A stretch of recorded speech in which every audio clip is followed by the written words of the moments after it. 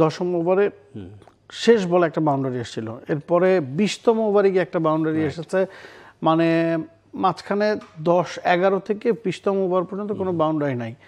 এবং তখন বলছিল কমেন্টেটর সম্ভবত 54 বা 55 বল পর একটা বাউন্ডারি আসলো। এরপরে যখন পরের বাউন্ডারিটা আসলো 26তম ওভার, মানে 11 থেকে 26 বা 25 ওভার, ওই 15-16 ওভারে মাত্র একটা বাউন্ডারি এসেছে। স্ট্রাইক রোটেশন করে খেলেছিল বাংলাদেশের ব্যাটসম্যানরা, তবে বোলারদের উপর পুরো চাপটা তৈরি করতে পারেনি। আপনাকে কোনো না কোনো বোলারকে টার্গেট করতে হবে, কারো উপর প্রেশার ক্রিয়েট করতে হবে, তখন গিয়ে আপনি শ্যাকেলটা ব্রেক করতে পারবেন। সেই জায়গায় আমার কাছে মনে হচ্ছে বাংলাদেশের ঘাটতি রয়েছে। এবং আমরা ম্যাচ সামারিও যদি দেখি, 222 রানের টার্গেট এখনকার যুগে আসলে খুব একটা সমস্যা হওয়ার কথা না। 17 বল বাকি থাকতে জিতেছে আফগানিস্তান। সেই ম্যাচে আপনি আসলে বলতে পারেন না যে বাংলাদেশ প্রতিদ্বন্দ্বিতা গড়েছে। মেহেদি মিরাজ 50 করেছেন, হৃদয় 50 করেছেন, সাইফ 26 করেছেন, বাকি সবাই কিন্তু হতাশ করেছেন। মানে আপনার ব্যাটিং লাইন আপে প্রথম 3 জনের অন্তত একজনকে বড় ইনিংস খেলতে হবে, সেটা 80, 90, 100 ছাড়ানো ইনিংস খেলতে হবে। সেখানে কেউই সেটা করতে পারেনি। অ্যাবসলিউটলি। এবং আফগানিস্তানের টপ অর্ডার ক্লিক করলেই যে ম্যাচ জিতে সেটার একটা প্রমাণ দেখা গেছে। আবার সেখানে 50 করেছিলেন তাদের। বাংলাদেশের ব্যাটিংটাও দেখতে চাচ্ছিলাম যে সেখানে সাইফ হাসান ভালো শুরু করেছিলেন, যদি ইনিংসটা লম্বা করতে পারেনি। তানজিদ তামিম, নাজমুল হোসেন শান্ত, যার রিসেন্ট ফর্ম নিয়ে অনেক কথা হচ্ছে, যে লাস্ট শ্রীলঙ্কা সিরিজের পর থেকে তিনি একটা ম্যাচে ভালো করেছিলেন, লম্বা সময় ধরে তিনি ফর্মে নাই। 2জন হাফ সেঞ্চুরি করেছিলেন, তাহিদ হৃদয়, মেহেদি মিরাজ। এছাড়া জাকের আলী অনেক, নুরুল হাসান সোহান, ইনফ্যাক্ট তানজিম সাকিবও ব্যাটিং পারেন, তিনি 17 রান অবশ্য করেছেন। তার কাছ থেকে খুব বেশি এক্সপেক্ট করা উচিত না। এই মিডল অর্ডারের 2জন, টপ অর্ডারের 2জন, এরাই আসলে কালপ্রিট হয়ে দাঁড়ালেন কিনা লাস্ট ম্যাচটায়। আমাদের প্রপার মিডল অর্ডার এখন নাই। Miraz is a makeshift middle order batter. এবং আমি আরও বছর ধরে বলছি 23 বিশ্বকাপ থেকে যে মিরাজের ব্যাটিং পজিশনটা ঠিক করা উচিত। তিনি যখন ক্যাপ্টেন ছিলেন না তখনও ওটা বাংলাদেশকে ভুগিয়েছে, এখনও ভোগাচ্ছে। 5 নম্বরে বা 4 নম্বরে ব্যাটিং করার মতো ক্যাপাবিলিটি মিরাজের কতখানি আছে, স্ট্রাইক রোটেট করার, বিগ শট খেলার। এখনকার মডার্ন এরাতে আপনাকে মিডল ওভার্সে হাই স্ট্রাইক রেটে ব্যাটিং করতে হবে। আপনার 2টা উইকেট আলি চলে যাচ্ছে, তখন যদি আপনি খোলসে ঢুকে যান সেটা আপনাকে ফল এনে দেবে না। সেই জিনিসটা কিন্তু হচ্ছে। এবং মিরাজ ক্যারি করতে পারছেন না। তিনি 8 নম্বরে যতটা উপযুক্ত ব্যাটসম্যান ছিলেন, 8 নম্বরে বাংলাদেশকে যে সার্ভিসটা দিয়েছেন, 5 নম্বরে এসে কি সেটা দিতে পারছেন? আবার 5 নম্বরে একজন ব্যাটসম্যান যে সার্ভিসটা দেওয়ার কথা সেটা হয়তো মিরাজ দিয়ে দিচ্ছেন, কিন্তু 8 নম্বরে মিরাজ যেই কাজটা করে দিতেন সেই গ্যাপটা কিন্তু রয়েই যাচ্ছে। অ্যাবসলিউটলি। সেখানে কোনো এক বোলারকে দায়িত্ব নিতে হচ্ছে। মানে আপনি রিশাদ হোসেন, তানজিম সাকিব এখনও আসলে অলরাউন্ডার বলতে পারবেন না, বা বললেও ব্যাটিংটার থেকে আপনি তাদেরকে দায় দিতে পারবেন না যদি তারা ক্লিক না করে। তো এই কাজটা মিরাজ বছরের পর বছর ধরে অনেকদিন করে এসছেন। আর এবং গত 3-4 বছর ধরে তার ব্যাটিংয়ের একটা হিউজ চেঞ্জ এসছে। সেই কারণেই তার প্রমোশন। তিনি বলেছেন অবশ্য তিনি নিজে উপরের দিকে ব্যাটিং করতে স্বাচ্ছন্দ্য বোধ করেন, বা এইজ লেভেলে তিনি আসলে উপরের দিকে ব্যাট করতেন। এই রেফারেন্সটা তিনি বারে টেনেছেন। কিন্তু ওভারঅল টিমের স্বার্থ যদি বিবেচনা করা হয় সেটা হয়তো বা খুব একটা হিতকর কিছু নয়। এবং আপনি যদি খেয়াল করেন বাংলাদেশের ব্যাটিং অর্ডারে মিরাজ, হৃদয়, জাকের, সোহান সবাই আসলে ফিনিশার। টি-20 ক্ষেত্রে আমরা এই কথাটা বলছি। টি-20তে আপনি ফিনিশারকে হয়তো 12-13তম ওভারে নামাতে পারেন, কিন্তু যখন একজন ফিনিশারকে আপনি ওয়ান ডে ম্যাচের 15তম ওভারে নামাচ্ছেন, তখন তো তার জন্য কাজটা পুরো ভিন্ন।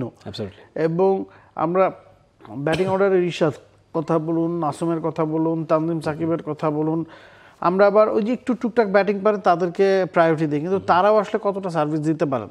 বাংলাদেশ ব্যাটিং অর্ডারটা লেংদি রাখতে চায় সবসময়। ইটস বিকজ একসময় সাকিব আল হাসান ছিলেন দেখে ওই জিনিসটা নিয়ে বাংলাদেশকে ভুগতে হয়নি। এখন কিন্তু আমরা যে কোনো ফরম্যাটেই দেখছি যে আমাদের হয় 6 স্পেশালিস্ট ব্যাটার নিয়ে খেলতে হচ্ছে, অথবা একজন বোলার শট নিয়ে খেলতে হচ্ছে। দুটোর কোনোটাই আসলে কাম্য না। এবং মিরাজের কাছ থেকে আপনি গেল 8-10টা ওয়ানডেতে বোলিংও খুব বেশি সাপ পাননি। তিনি ইকোনমিক্যাল বোলিং করে দিচ্ছেন, হয়তো গেল ম্যাচটায় করেছেন, একটা উইকেট পেয়েছেন। এর আগে তিনি নিজেও কিন্তু বলেছেন যে যখন সাকিব ছিলেন তখন সাকিব যে প্রেশারটা ক্রিয়েট করতেন সেখান থেকে তিনি উইকেট পেতেন। তো ওই জায়গায় কিন্তু একটা ল্যাকিংস রয়েছে। অ্যাবসলিউটলি। এবং বোলিং কার্ডও আমরা দেখতে পাচ্ছি যে তানজিম সাকিব তিনি ভালো বোলিং করেছিলেন, মেহেদি মিরাজ একটা উইকেট পেয়েছিলেন। বোলিংয়েও কি আসলে কোনো ঘাটতি দেখতে পাচ্ছেন কিনা? ম্যাচটা 17 বল থাকতে আফগানিস্তান জিতেছে, টার্গেটটা যদি 250 হতো সেটাও আসলে চেস করে ফেলতে, সেটা বলা যাচ্ছে। কি কি ইমপ্রুভমেন্ট, কি কি চেঞ্জ দেখছেন এই ম্যাচটায়?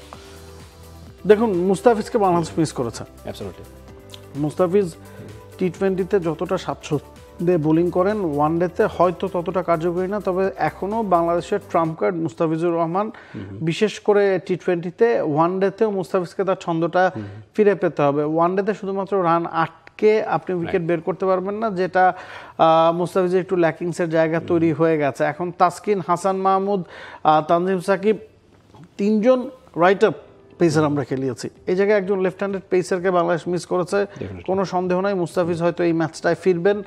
এখন রিশাদকে আপনি হয়তো খেলাননি, যে ওয়ান ডেতে রিশাদ হয়তো যে লুজ বলগুলো করেন টি-20তে, সেটার সাফারিংসটা ওয়ান ডেতে আরও বেশি হবে। উইকেট টেকিংয়ের কেপাবিলিটি টি-20তে তার যতটা আছে, ওয়ান ডেতে হয়তো ততটা নাই। সে কারণেই লাইন লেন্থ মেনটেন করার জন্য তানভীরকে খেলানো হয়েছে। That was a defensive mode আমার কাছে মনে হয়। এবং বাংলাদেশকে একাদশে রিশাদকে রাখতে হবে, তানভীরকেও রাখতে হবে, মিরাজকেও রাখতে হবে। যে ধরনের উইকেটে খেলা হচ্ছে, সে ধরনের উইকেটে যদি এই ম্যাচটাও হয়, আপনার স্পিনার একজন বাড়ানো ছাড়া গতি নেই, সেক্ষেত্রে আপনাকে দুজন পেসার নিয়ে খেলতে হবে। একটা গুঞ্জন শোনা যাচ্ছিল যে এখান দেশ থেকে সৌম্য সরকার, নাইম শেখ তারা যাবেন কিনা। নাইম শেখ যাচ্ছেন, আজকের ম্যাচে তার অপরচুনিটি দেখছেন কিনা? না না না, আপনি আজকে যিনি ফ্লাই করে দুবাই পৌঁছাবেন, তাকে আপনি সরাসরি মাঠে নামাতে পারেন। এবং টপ অর্ডারের তানজিদ তামিম, সাইফ, নাজমুল শান্ত, কাউকেই আপনি প্রপার সুযোগ তো আসলে দেননি।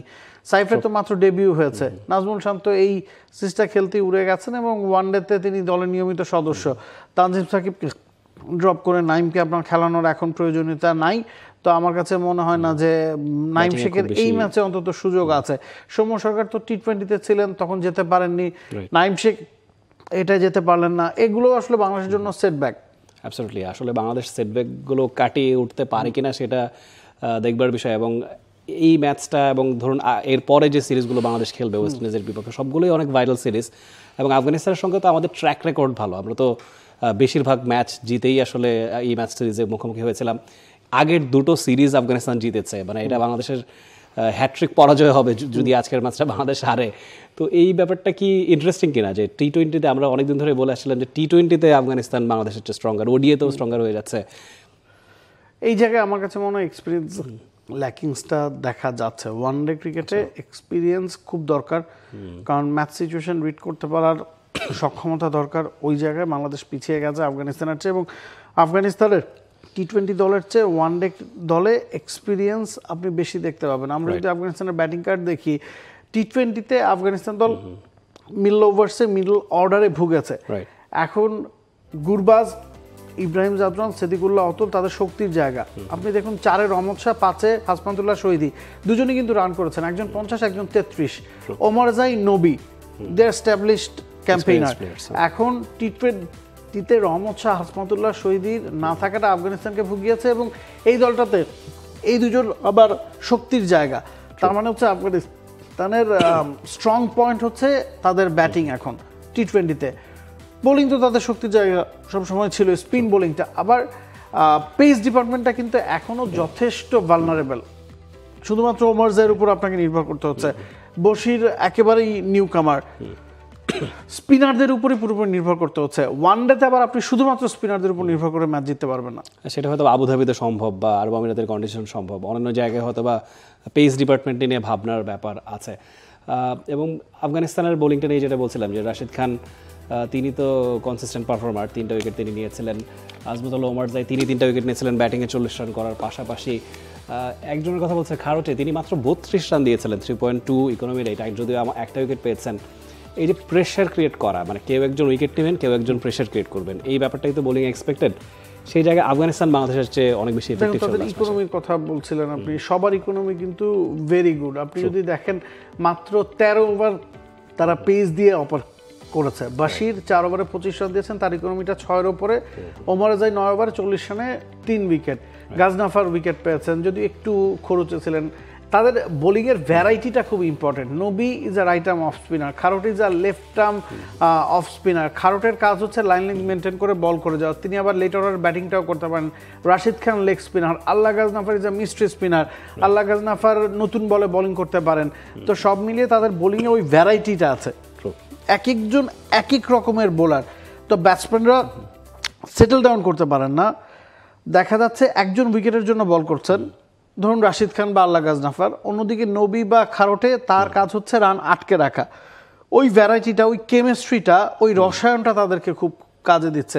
ওই জায়গায় কিন্তু বাংলাদেশ পিছিয়ে পড়ছে। বাংলাদেশের বোলিংয়ের লাইন আপের দিকে যদি আপনি দেখেন, তিনজনই কিন্তু রাইট আর্ম ফাস্ট বোলার ছিল, একজন অফ স্পিনার, একজন রাইট আর্ম অফ স্পিনার, একজন লেফট আর্ম অফ স্পিনার। ভ্যারাইটিটা কিন্তু ল্যাক করছে বাংলাদেশের বোলিং লাইন আপে। মুস্তাফিজ থাকলে তিনি হয়তো স্লোয়ার কাটারগুলো করতে পারেন, একটা ভ্যারাইটি নিয়ে আসতে পারেন। দেখুন তানজিম সাকিব, হাসান মাহমুদ, তাসকিন, তিনজনই কিন্তু একই টাইপের বোলার। শরীফুল আবার ওয়ানডেতে নেই, সেটা বাংলাদেশকে কিছুটা ব্যাকফুটে ফেলেছে। নিশ্চয়ই দেখুন, বা আমরা এই সিরিজ শুরুর আগেও বলছিলাম যে আফগানিস্তানের শক্তির জায়গা স্পিনাররা, বাংলাদেশের শক্তির জায়গা পেসাররা। যদি বোলিং ডিপার্টমেন্টের কথা বলি, আফগানিস্তান একজন পেসার নিয়ে একজন পেসারও বলা উচিত কিনা যায় না, আজমতুল্লাহ ওমর যেহেতু আসলে ফুল টার্ম পেসার নন, সেখানে তারা সাকসেসফুল হয়েছে। বাংলাদেশকে সেখানে ভাববে কিনা যে দুজন পেসার খেলানো, সে জায়গায় আরও একজন এক্সট্রা স্পিনারকে অ্যাকোমোডেট করার ব্যাপারটা বিবেচনা আনবে কিনা? এখন খেলাটা হচ্ছে আবুধাবিতে, বাংলাদেশ জানে তাদের শক্তির জায়গা পেস বোলিং। এটাকে আমি খুব বেশি ডিফেন্সিভ মাইন্ডসেট বলবো না, কারণ বাংলাদেশ তার শক্তির জায়গাটা এক্সপ্লয়েট করতে যাচ্ছে।